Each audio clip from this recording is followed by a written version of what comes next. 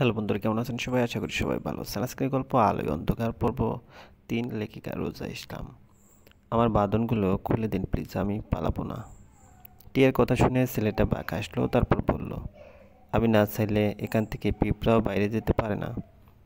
তুমি তো তাও মানুষ, পালানোর কথা চিন্তা করলেও ভুলে যাও মিস। এনিওয়ে, তোমার নাম? কথাগুলো বলেই ছেলেটা উঠে টিয়ার দিকে এগোতে লাগলো।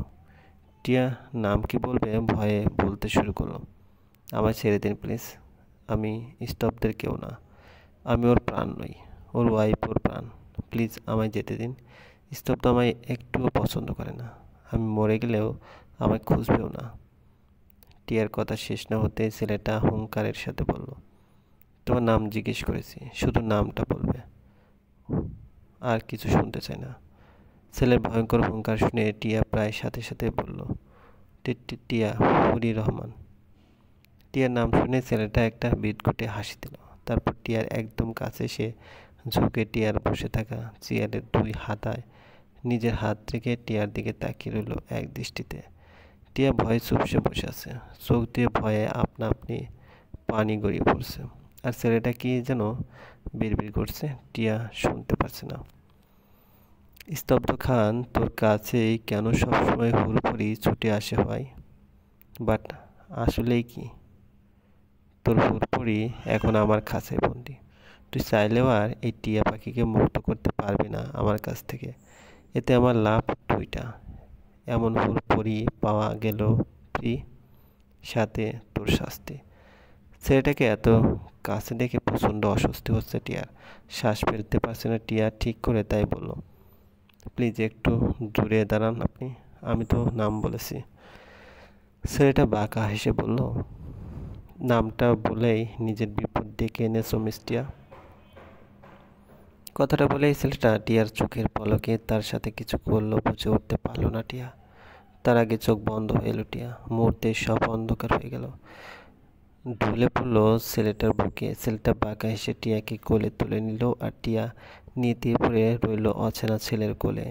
জ্ঞান টিয়া নিশ্চিত ছেলেটার মাথা ফাটিয়ে দিত, কিন্তু আফসোস টিয়া বুঝলই না কিছু। স্তব্ধ বসে আছে জেসিয়ার সামনে, মেয়েটা চোখ বন্ধ করে শুয়ে আছে। থাকবে নাই বা কেন? জেসিয়া কোমায় আছে আজ 3 মাস ধরে। এতদিন মায়া হতো স্তব্ধর জেসিয়ার জন্য, কিন্তু আজ হচ্ছে না। মেয়েটা স্তব্ধের কথা শুনলে আজ এসব কিছুই হতো না। না টিয়াকে তার লাইফে আনতে হতো, না এখন তাকে আরও হিংস্র হতে হতো। স্তব্ধ জেসিয়ার দিকে তাকিয়ে অনেক কিছুই ভাবছিল, তখনই তার ফোনটা বেজে ওঠে। সে হন্তদন্ত হয়ে ফোনটা পিক করে বাইরে চলে যায়। হ্যালো।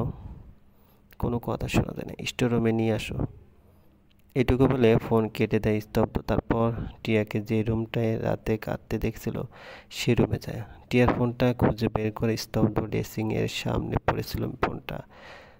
বেশি খুঁজতে হয়নি, ফোনটা স্তব্ধের হাত লাগতে ফোনের স্ক্রিনে টিয়ার হাস্যোজ্জ্বল একটা কিউট পিক দেখতে পায় স্তব্ধ। কিছুক্ষণ তাকিয়ে থাকে স্তব্ধ পিকটায়, তারপরে একটা দীর্ঘশ্বাস ফেলে স্টোর রুমের দিকে ছুটে এসে স্টোর রুমের সামনে আশফিকে দেখতে পায়, কিন্তু স্তব্ধ আশফির সাথে কথাও না বলে সোজা স্টোর রুমের দরজা খুলে ভিতরে ঢুকে পিছনে আশফিও। স্তব্ধ রুমে ঢুকতে দেখতে পায় দুইটা মাঝবয়স্ক লোক, এর হাত পা বাঁধার সাথে মুখটাও। স্তব্ধ ওদের এক নজর দেখে চল শক্ত হয়ে যায় তার। সে আশফির হাত থেকে ধারালো ছুরিটা নিয়ে আর 1 সেকেন্ডও দেরি করে না। দুইটা লোকের শরীরেই এলোপাতাড়ি ছুরি চালানো শুরু করে এপার ওপার করে। লোকগুলো গলা কাটা মুরগির মতো ছটফট করছে, শুধু মুখ দিয়ে আওয়াও করতে পারছে না, শুধু গঙ্গানো শব্দ হচ্ছে করে। স্তব্ধ মায়া দয়াহীনভাবে মেরেই যাচ্ছে। তার শরীর ওদের তাজা রক্তে ভিজে গিয়েছে, তাতেও ভ্রুক্ষেপ নেই স্তব্ধের। প্রায় আধা ঘন্টা ছুরি চালিয়ে থামে স্তব্ধ, সোজা হয়ে দাঁড়িয়ে ছুরিটার দিকে এক নজর তাকিয়ে তাও কিছু দূর ছুঁড়ে ফেলে দেয়। তারপর পিছনে তাকিয়ে দেখে আশফি নিচে পড়ে আছে। ছেলেটা স্তব্ধর হিংস্রতা বেশিক্ষণ দেখতে পারেনি। রক্ত দেখে আর লোকগুলোর কাটা ছেঁড়া অবস্থা দেখে সেই স্তব্ধকে থামাতে বলতে বলতে জ্ঞান হারিয়ে ফেলে। স্তব্ধ আশফির দিকে তাকিয়ে পকেট থেকে ফোন বের করে রক্ত মাখা হাতে আলতো করে কাকে যেন কল লাগিয়ে কানে রেখে বলে ওঠে, স্টোর রুমে আয়, এখানে সব কিছু আগের মতো চাই। বলে ফোন রেখে একবার লোকগুলোর দিকে তাকায়। লোক দুইটার চেহারায় বোঝার মতন রাখেনি, স্তব্ধ, নাড়িভুড়ি বের করে ফেলেছে একদম। সারা ঘর রক্তে টইটম্বর, এক নজরে সব দেখে মৃত লোক দুইটার দিকে তাকিয়ে স্তব্ধ বলে ওঠে, বেইমানি করার ফল আমি ওর থেকে ভয়ঙ্করভাবে দিয়ে থাকি। তোদের ভাগ্য ভালো এটা আমার বাড়ি, তাই অল্পতেই বেঁচে গেলি। উপস, মারা গেলি। বলে হন করে স্টোর রুম থেকে বেরিয়ে নিজের রুমে চলে গেল। টিয়াকে যেই রুমটা স্তব্ধ দিয়েছিল, আসলে সেই রুমটা স্তব্ধ ওর। স্তব্ধ সোজা রুমে গিয়ে ওয়াশরুমে ঢুকলো। শাওয়ার অন করে প্রথমে শার্ট, তারপর টি শার্টটা খুলে দুহাত দেয়ালে দেখে দাঁড়িয়ে রইল স্তব্ধ। আর ধীরে ধীরে লোকগুলোর তাজা হালকা শুকিয়ে যাওয়া রক্তগুলো স্তব্ধের শরীর থেকে ধুয়ে মুছে নিচেতে লাগলো। স্তব্ধ নিচে তাকিয়ে আছে, দেখতে পাচ্ছে পানি কিভাবে তার শরীরকে পরিষ্কার করে দিচ্ছে। কিন্তু স্তব্ধের মনটা এই পানির বিন্দুকণাগুলো পরিষ্কার করতে পারবে না, কারণ পানি তো আর মন স্পর্শ করতে পারবে না। কিন্তু স্তব্ধের খুব ইচ্ছা করছে তার মনে চাপা কষ্টগুলো শরীরটার মতো করে পানি দিয়ে পরিষ্কার করে দিতে, যাতে করে মনে আর কষ্ট না হয়। কিন্তু তা সম্ভব না ভেবে শাওয়ার শেষ করে বাইরে বেরিয়ে আসে সে। আশফির খোঁজ নিতে হবে, ছেলেটা বড্ড ছোট, এসব নিতে পারে না। তাই স্তব্ধকে ছেড়েও পালায় না ভেবেই তৈরি হয়ে বেরিয়ে পড়ে রুম থেকে। টিয়ার সামনে বসে আছে তাকে কিডন্যাপ করা ছেলেটা। টিয়া অজ্ঞান অবস্থায় বেডে পড়ে আছে। ছেলেটা একটা লেডি সার্ভেন্টকে ডেকে বলল, ওর ড্রেস চেঞ্জ করিয়ে দাও, আর হ্যাঁ, জ্ঞান ফিরলে ডিনার করিয়ে দিবে। অ্যান্ড সাবধান, উল্টোপাল্টা কিছু যেন করতে না পারে। Got it? Yes sir. ছেলেটা চলে যেতে লেডি সার্ভেন্ট ছেলেটার কথা মতন ড্রেস চেঞ্জ করে দেয় টিয়ার। চেঞ্জ করে লেডি সার্ভেন্ট রুমের বাইরে চলে যেতেই টিয়া মাথায় দুই হাত চেপে ধরে উঠে বসে। আশেপাশে দেখে লাফ দিয়ে উঠে টিয়া।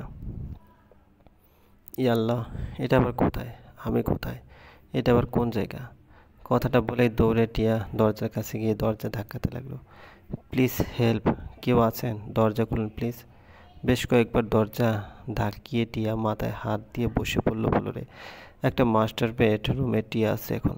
সব বিবেচনা করে টিয়ার বুঝতে বাকি নেই সে কোনো সাধারণ ঝামেলায় পড়েনি। ওকে কিডন্যাপ করা লোকগুলো ও সাধারণ কেউ নয়। তারা চুটকিতেই টিয়ার যে কোনো ক্ষতি করতে পারে। টিয়া দরজার সামনেই কাঁপতে কাঁপতে বসে পড়ল। তার প্রচুর ভয় করছে। কি হবে তার সাথে? সামনে আর কি অপেক্ষা করছে? টিয়া বিড়বিড় করতে লাগলো, প্রত্যয় কই আপনি? Please help. আমি আপনার কথায় রাজি হয়েছিলাম স্তব্ধের শর্তে, কিন্তু দেখুন কি থেকে কি হয়ে গেল। স্তব্ধ রহস্য বের করতে গিয়ে আমি নিজেই ফেঁসে গেলাম। Please somebody help me. আমি বাসায় যাব, থাকবো না এখানে। স্তব্ধকে তুমি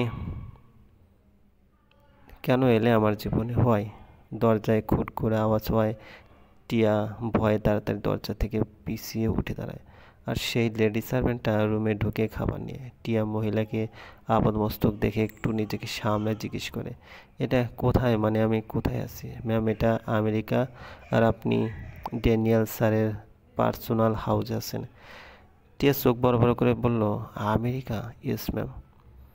টিয়া ধপ করে ফ্লোরে বসে পড়ল। এই কথা শুনে আকাশ মাথায় ভেঙে পড়লেও এতটা শখ টিয়া খেত না যতটা সে আমেরিকা আছে শুনে খেল। ভয়ে টিয়া হাত পা গুটিয়ে বসে কাঁপতে লাগলো।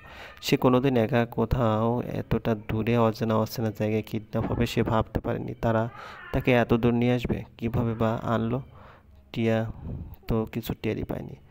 আর এখন তার মা বাবার কাছে কি করে যাবে সে? কি করে এখান থেকে বাঁচবে ওরা?